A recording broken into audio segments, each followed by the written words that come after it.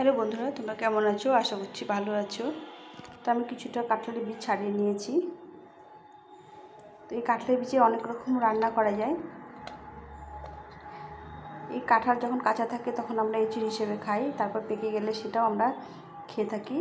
আর বীজগুলোকেও আমরা সুন্দরভাবে রান্না করে খেতে পারি। তো আজকে আমি এগুলোকে একটা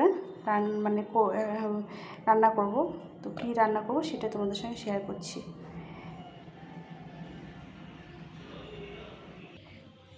তো আমি বীজগুলোকে একটু লবণ দিয়ে একটু সেদ্ধ করে নিয়েছি। তো এগুলো আমি এখন ঢেলে নেব। সামান্য একটু লবণ দিয়ে এগুলোকে সেদ্ধ করে নিয়েছি। সুন্দরভাবে সেদ্ধ হয়ে গেছে।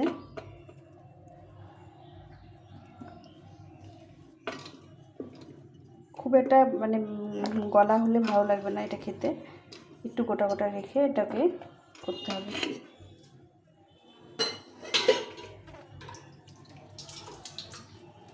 তো তোমরা দেখেই বুঝতেই পারছো এটা কী করব।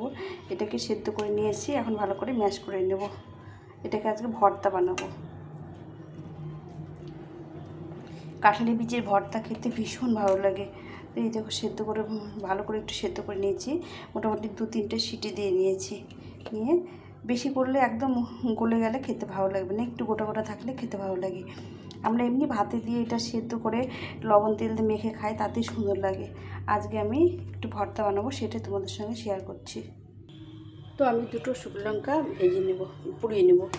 এটা পোড়া দিয়ে খেতেই বেশি ভালো লাগে।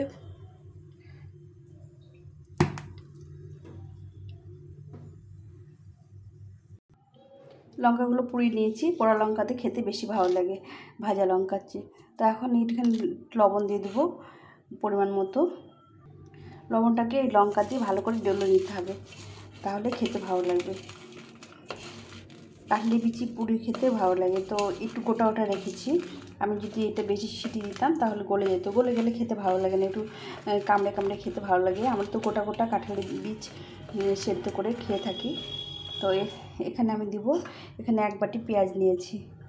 এই পেঁয়াজগুলোকেও দিয়ে দিলাম, দিয়ে এটাকে ভালো করে মেখে নিতে হবে। আমি এখানে রসুন ব্যবহার করব না, রসুন দিলে খেতে ভালো লাগবে না।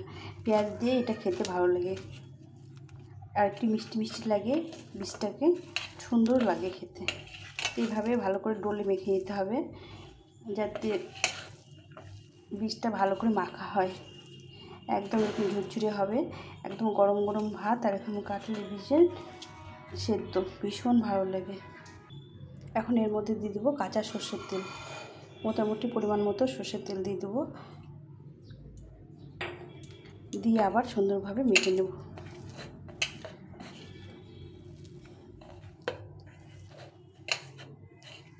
তো বন্ধুরা, কার কার লোভ লাগছে তোমরা চলে এসো।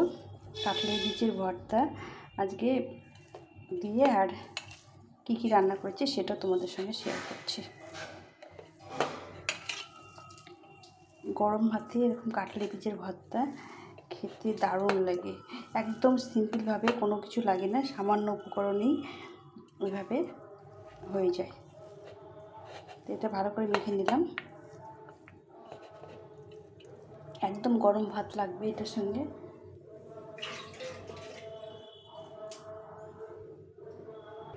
তো আমার ভর্তা হয়ে গেছে। তো এখন ভাতটা বেড়ে নিই। তো এখানে ভাত দিয়েছি, 1 বাটি গরম ভাত। তার সঙ্গে দিয়েছি ছোটো মাছের চচ্চড়ি করেছিলাম, চচ্চড়ি। আর এখানে দিয়েছি আলু ভর্তা, এটা মেখেছি সুন্দর পেঁয়াজ দিয়ে, লঙ্কা দিয়ে, এটা তোমাদের দেখানো হয়নি। তার সঙ্গে এই কাঁঠালের বীজের ভর্তা, এটা খেতে অসাধারণ লাগে এই ভাত দিয়ে। এর সঙ্গে আছে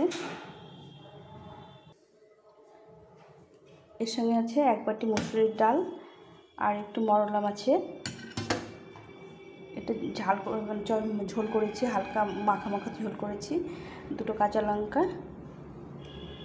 তো এইভাবে যদি তোমরা দুপুরের লাঞ্চটা হয় কেমন লাগবে অবশ্যই কমেন্ট করে জানিও। আর তার সঙ্গে তো একটু স্যালাড হিসেবে কিছু থাকে। তো স্যালাডের জন্য আছে একটু শসা,